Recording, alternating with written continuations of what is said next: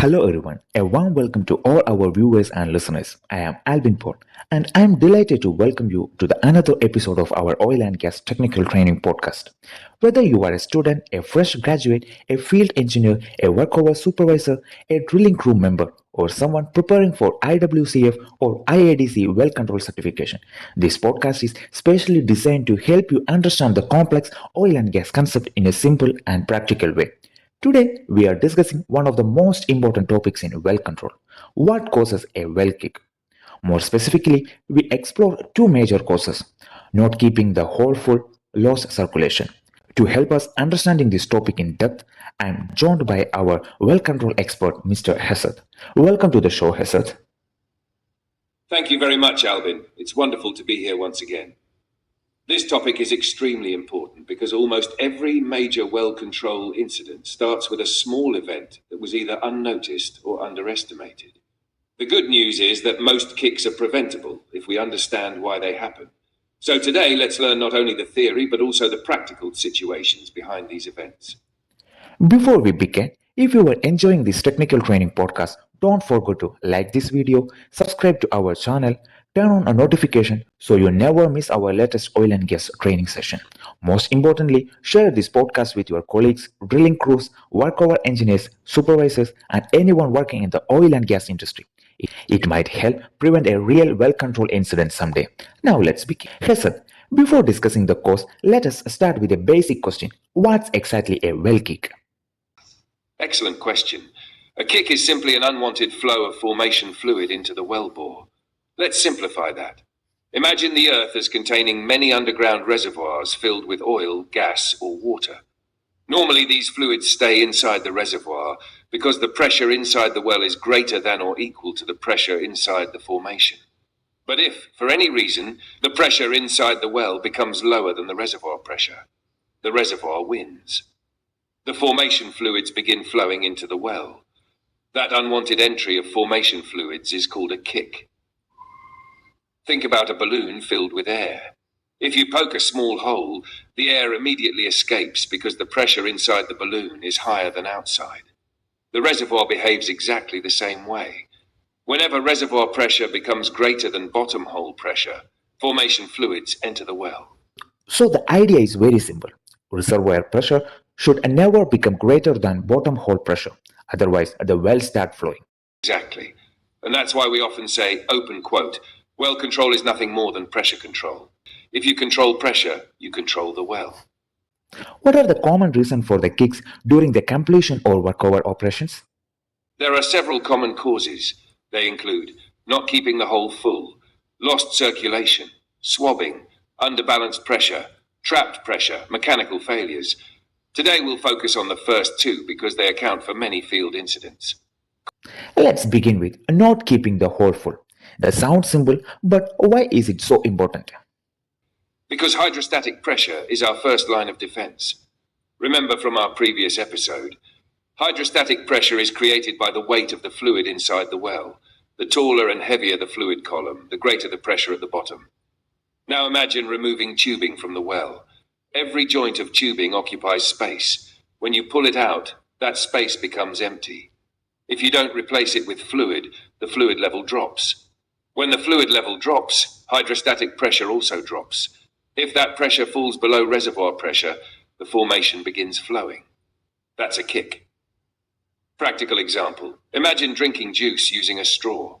When the straw is full of juice, everything is fine. Now imagine removing part of the juice. The liquid level becomes lower. Exactly the same thing happens inside the well. Less fluid height means less pressure. So simply removing tubing can reduce well pressure?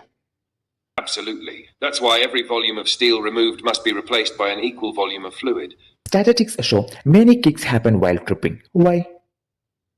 During tripping out, we continuously remove steel. Every stand removed reduces displacement inside the well.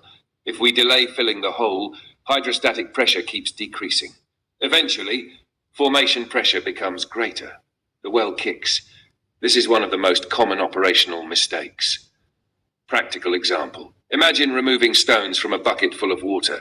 Each stone occupies volume. As you remove stones, the water level falls. Unless you add more water, the bucket level keeps decreasing.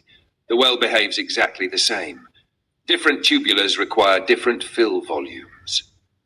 Does any tubular require the same fill volume? This is another common misunderstanding. Tubing, drill pipe, drill collars, wash pipe, and casing all have different outside diameters. Larger tubulars displace much more fluid. For example, removing drill collars may require almost 10 times more fill volume than the same length of tubing. That's why crews cannot use one standard filling practice for every workstring. They must know the correct theoretical fill volume.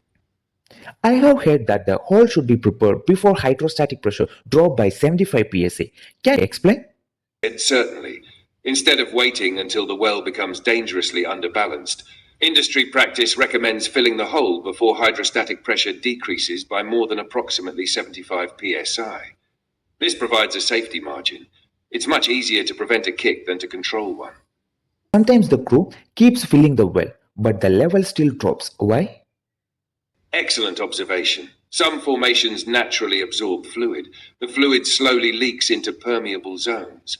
This is called seepage loss. So even if the theoretical fill volume is 20 barrels, the crew may need to pump 24 or 25 barrels because part of the fluid enters the formation. That's why actual fill volumes must always be monitored carefully. Can every well remain completely full? Not always. Some reservoirs have very low pressure. These formations simply cannot support a full column of fluid. Whenever the hole is filled, the fluid disappears into the formation. In these cases, operators may use temporary bridging materials that plug the weak formation. This allows hydrostatic pressure to be maintained until operations are complete. Who ensure all of this happen correctly? The field representative plays a critical role. They should ensure the crew knows proper hole filling procedures. Correct fill volumes are calculated. Fill-up records are maintained. Any abnormal losses are investigated immediately. Personnel receive regular well control training. Training saves wells. Training saves equipment. Most importantly, training saves lives. Let's move to the second major cause. What exactly is a loss circulation? Lost circulation means drilling or completion fluid leaves the well and enters the surrounding formation instead of returning to surface. Whenever fluid is lost, the fluid column becomes shorter, hydrostatic pressure decreases. Eventually, the reservoir can flow into the well. So ironically, losing fluid can eventually allow more fluid to enter the well. Simple example. Imagine filling a water tank. Now imagine there's a crack near the bottom. You keep adding water, but it continuously leaks out. Eventually, the water level falls. Exactly the same happens inside a well during lost circulation. That usually causes a low circulation, right? What usually causes a low circulation? There are three major reasons. 1. Excessive pressure overbalance. This happens when bottom hole pressure exceeds the fracture pressure of the formation. Think of inflating a balloon. If you keep adding air, eventually the balloon bursts. Similarly, if hydrostatic pressure becomes too high, the rock fractures. Once fractured, fluid escapes into the formation. Practical field example. Suppose the reservoir fractures at 5,000 psi. If heavy completion fluid creates 5,300 psi, the formation cracks. Mud begins disappearing.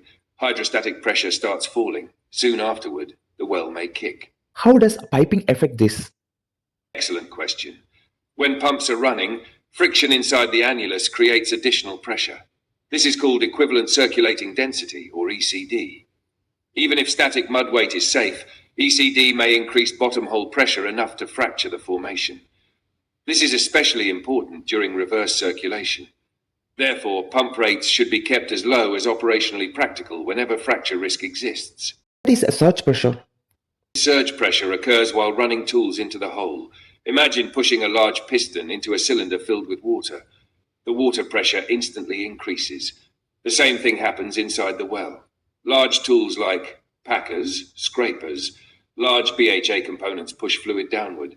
If they are run too quickly, pressure increases dramatically. If surge pressure plus hydrostatic pressure exceeds fracture pressure, fluid is lost. Practical example. Imagine diving quickly into a swimming pool. A huge splash occurs, enter slowly, and the splash is much smaller. Running tools slowly reduces surge pressure. How to reduce surge pressure? Good operational practices include Monitor trip speed. Lower tools slowly. Watch return flow. Use surge pressure prediction software when available. Simple operational discipline prevents major problems. And the final cause? Some formations are simply weak. Loose sand, unconsolidated formations, or shallow depleted zones fracture very easily. Even normal operating pressure may exceed their strength. In these situations, operators often use bridging materials or lost circulation materials to seal the weak formation before continuing operations. Before we conclude, let us summarize today's learning. Today's key lessons are: a kick occurs when reservoir pressure exceeds bottomhole pressure. Hydrostatic pressure is the primary barrier against kicks. Always keep the hole full while pulling out of the well. Fill the well with the correct theoretical volume for the tubular being removed. Monitor fill-up volumes continuously. Lost circulation reduces hydrostatic pressure and can lead to kicks. Excessive mud weight, high ECD, surge pressure, and weak formations are major causes of lost circulation. Prevention is always easier, safer, and less expensive than well control. Thank you very much, Hezed, for explaining today's topic in such a way to understand and practical way. I hope everyone watching now has much clearer understanding of why maintaining hydrostatic pressure is absolutely essential during the completion and workover operations. In our next episode, we will continue this well-controlled series by discussing the additional causes of kick such as swabbing, underbalance pressure, trapped pressure, and mechanical failure, along with the practical method to prevent them. If you found today's sections valuable, please like this video, leave your questions or experience in the comment, share this podcast with colleagues, drilling crew, workover engineers, supervisors, and students so more professionals can benefit from this knowledge. Subscribe to our channel and turn on the notification so you never miss the future training episode on a drilling, workover, well control, standard and gas operation. Thank you for watching. Stay safe, keep learning.